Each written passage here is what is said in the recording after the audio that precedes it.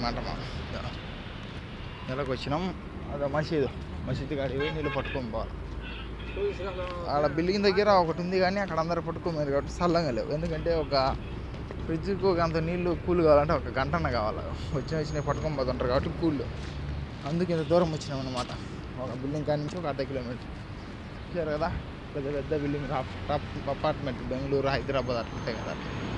ఇదే మసీదు నమాజ్ చేసుకుంటారు ఇక్కడ ముస్లిమ్స్ సోదరులు.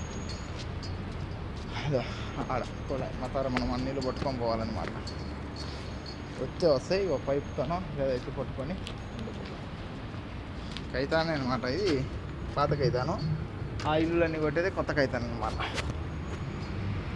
నీళ్ళు చల్లగానే ఉండాలి, ఇబ్బంది లేదు అట్లా. సరే ఈయన రోడ్డు బిల్డింగులు అన్నీ ఇక్కడే. పైప్ అన్న లేదు ఇంత పట్టుకోవడానికి. సరే మిత్రులారా, నమస్తే.